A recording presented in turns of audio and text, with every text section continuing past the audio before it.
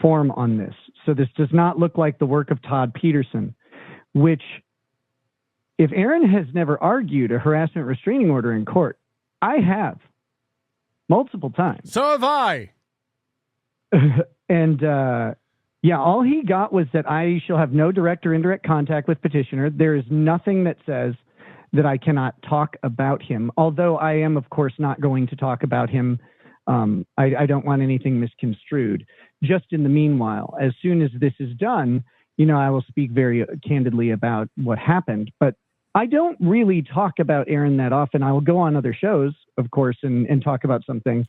If I'm invited on. If you compare what he's talked about with you compared to what you've talked about of him, I mean, you didn't stream for almost a year, so yeah, it's not even close. And so he's about to learn what it's like to go in and actually have to answer for what you say. And he knows that he's done all this. This is all his actions. And if he thinks he can somehow keep video clips and evidence of his own statements out of court, he's wrong. Well, the prosecutor and the judge, no objection. The prosecutor and the judge for Kayla's case might also find this interesting, because they definitely will. This feels like retaliation. So one of the things he reported, this is the funniest thing. Real quick, because I see this. Quadro Derelict says hearsay. There is no hearsay objection to a party statement against their interest. Aaron is a party. He's the petitioner. Any statement that Aaron has made out of court is an exception to the hearsay rule if it is against his interests. He cannot keep his own words out of court. It won't work. You can't make a hearsay objection on it. And if he tries, I'll bury him in the argument. To be very clear, Aaron has accused me of asking multiple people to make police reports against him, which there are two problems with that. One, I have not asked people to make police reports. On your show after the court hearing, I said what was relayed to me, that if people are making reports, it is helpful to have a timestamp and a date. And perhaps a link to the original stream so that they don't have to go through hours and hours of video, right? They can just see the clip. I didn't ask people to submit those. People are submitting those. That's not my request. I have never asked people to do that. However, if I had police reports, as long as they are not false, knowingly false, are absolutely valid and they're absolutely privileged. And he cannot put a prior restraint on my speech to do that. So the judge must have considered that, but they didn't make any comment about it or anything like that. Is there something in the law that allows I imagine if you guys go in there and argue this and she finds for you, or she finds that, he said he followed you or something like that, like, I imagine she just revokes the restraining order. But is there some pathway in the law that allows for him to be charged with something for filing this false report? I mean, making a false statement on a report under oath to the court is a contempt of court or a perjury charge, potentially. Will they charge it? It's unlikely. They usually don't. They usually go, oh, this person's just retarded. And then they just say, no, dismissed. And they don't want to do a charge. I mean, but this person has a restraining order. He has another restraint. He has the one from Kayla. He has experience with Ashley's restraining order. He has violated both of those. He has experience with restraining orders. He knows the bounds of them. He knows what their purpose is, and he is abusing that purpose to the court's face. And I will be pointing that out, of course. Yeah, I got you. Yeah. When did you get this? Today. The afternoon. The sheriff. It was afternoon. It was not long before I tweeted it. I think it was after hours at the sheriff's office. I think I was there at like 5:10 or something like that. Yeah, I imagine I'm getting something similar because he just seems angry, and that's it. Again, it shows his frame of mind. The guy who's pretending he's putting all this behind him and moving on to what's important, and he had an epiphany. But somehow that epiphany has manifested itself in this aggressive, like you said, frivolous charge of trying to get a restraining order on you. This is a guy who's talked about you, like you said, almost every day for a year or more. This person accuses me of criminal actions in an attempt to get my probation violated almost daily. He says that I give my daughter cocaine. He says that I store drugs and alcohol at April's house. These things would be criminal acts for me to do. I don't do any of them. I have been very much a good boy since my sentencing. And, so for him to have the audacity to say that just from that alone is insane. And the fact that he keeps doing it, Aaron, that's all. I can't address him, so I'm not going to do that. He will learn at some point that is not an acceptable way to do things, especially because he has said that he doesn't believe it himself. So not the best move there. But I wasn't even sure if I was going to sue him for defamation or anything like that. But obviously, some of that is going to have to come into the argument on this thing. Yeah, he seems to have this belief that Google hacking, of course. I think because he's had so much experience receiving court orders telling him he can't say stuff or contact people, he thinks that he can do that to other people. And he also thinks that he's untouchable. Like, because he's gotten away, he managed somehow to convince Ashley LaRue to let this go. He thought this was over up until Wednesday with Kayla. He seems to think he's like an untouchable guy. And he doesn't understand that because he goes live 9 times a week or whatever the is, like, I mean, he's compounding evidence against himself every time he does a show. And he cannot not discuss it. So, to be very clear and to reiterate for anybody out there listening, I have said that I immediately disclaim and I do not request anyone to contact him. I never have done that. I have never asked anyone to interfere with his life, and all that stuff remains the same now. I have no desire, nor have I had any desire to contact him in well over a year. I do not want to speak to him. I do not want to address him. I talk about him on occasion on Twitter. And a lot of it is responsive to things that he has said about me. And I will be bringing all of these things into court to properly discuss this under the procedure set in Minnesota. I have no interest in talking to him or being near him or anything else, and I haven't ever done that. So I can 100% vouch. You and I are probably the two people he hates on earth the most at this moment, and I've never once heard you express any want or will for vengeance. You've never said, I wish I could go over there, or I want to find him, or you've never said that. You've never said anything like that. So no, because the only thing that I would really like is if he would stop talking about Kayla and he would just follow his court orders. That would be great. Like that's all I care about. And I have never tried to restrict or impede his speech about me. I'm a public person. People get to talk about me a lot more, but Kayla is not. She's a private person. She has not really, I don't know that she's posted anything on the internet since like 2002. She's made every effort to stay away from it. And yet, 2022, you mean? Dragging her back. Yeah, 2022. My bad. Yeah. Thank you for correcting that. No, I just want to clarify. Yeah, all right. I mean, this just got interesting. What I find crazy is that he was down there doing it the day after he got out of jail.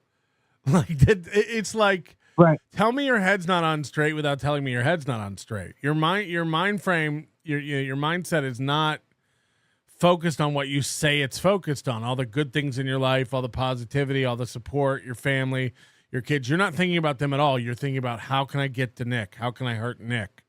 And that seems sick to me. So he claims this. He has appeared on numerous live streams on YouTube on his own channel, Rekieta Law on YouTube, and on other people's channels. And he specifically says NLO on YouTube 62525, and encouraged people to report me to law enforcement. And then he said he has gathered people in public places to harass or intimidate me. which I, of course, have never done. Right. In any way. It was my idea to go to the gym. It was my idea to go to Stoney's. Like, what are you talking about, Aaron? He's not allowed at that gym. As far as I can tell, Save Sport has not, reinstated him. And even, I believe that I heard Scott intimate that he is currently not allowed to be there. No, I think you misunderstood that. He is allowed at the gym. Maybe I did. What Scott told me, and maybe you were talking to Jonathan Geyer, maybe while he said this, but Aaron's not allowed there while any official boxing classes or coaching or USA Boxing membership events are happening. When he comes in, he is allowed to go in a corner by himself. Coach Scott says this on a video I have. He can come in and go by himself and hit a heavy bag. That's what Aaron can come to the gym and do.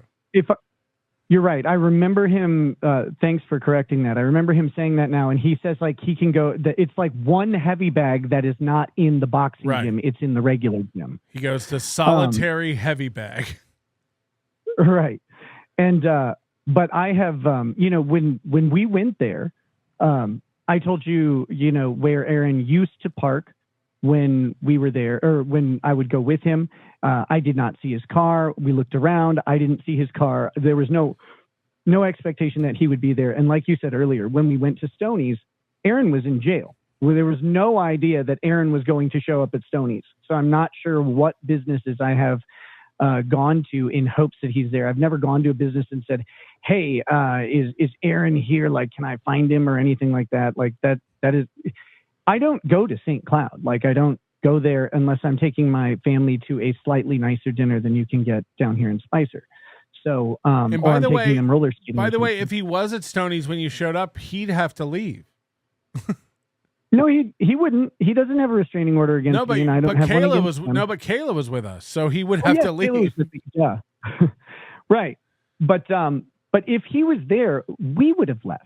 Like that, we right, but we just knew for a fact that he wasn't because he happened to be in custody at that time. Like there was no physical way. You'd have to bend time and space for him to bail out and be at Stoney's while we were there. We were there maybe 20, 30 minutes.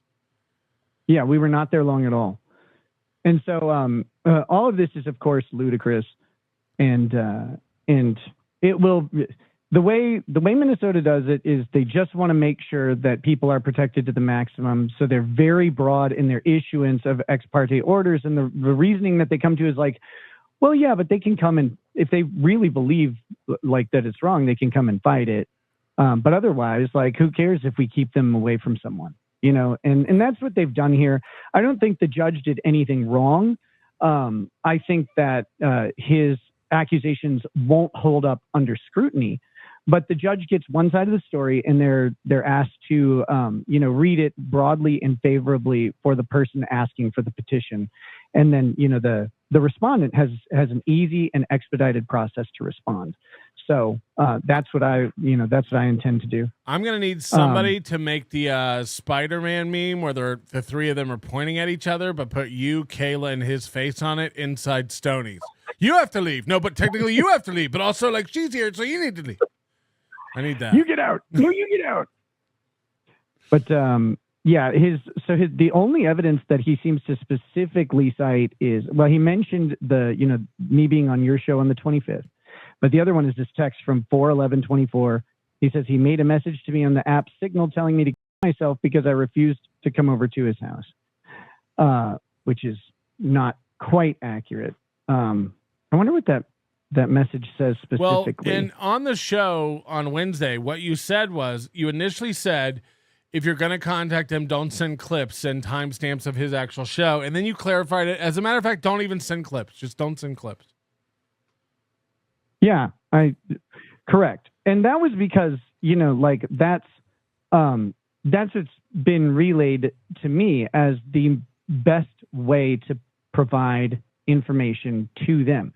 And reporting, like, I don't encourage people to report anything. Like, they're going to do it. That's on them. I do. If he violates, you should report it. I say that. That's me saying that.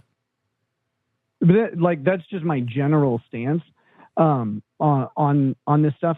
But that being said, if people are going to do it, they should do it properly. But I also can ask people to report a crime. Like, you can ask people to do that. It is a privileged thing.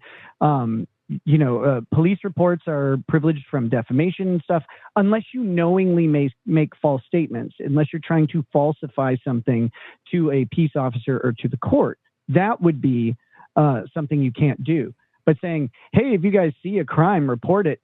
The government does that every day, right? Like see something, say something. They have whole campaigns on it. So to suggest that someone can't say, hey, make legal or make truthful reports to the police is absurd. So I typically don't do that. But even if I did, it would be perfectly fine. All right. Thanks for the update. We're anything else we need to know? Not really. I was dumbstruck and dumbfounded to get this. I was just like, he says, I just assume one's coming for me now. Moody was like, you need to hurry up and play all the videos you got in Minnesota, because he might silence you soon. And it's like, I don't think, even if he files this, it's going to be insane. Okay, so real quick, just kind of the legal breakdown of how this works. They have to use the least restrictive means if it involves a prior restraint on speech. They have to use the least restrictive means to achieve the purpose. So the likelihood of you being prevented from speaking about him is exceedingly low. Like, because you've never threatened him, to my knowledge, or anything like that, other than with, maybe some sort of legal or protected action.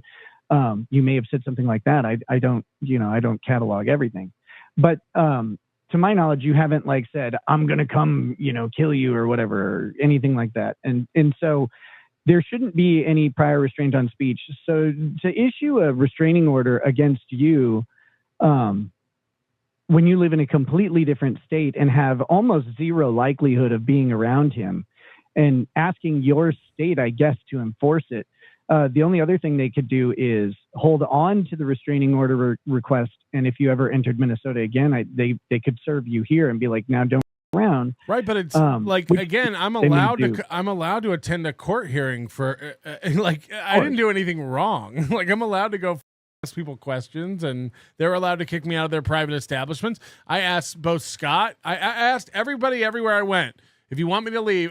One of the first things I said to Stoney's when I got there, if you want me to leave, let me know. He's like, I don't care, you're here. Okay.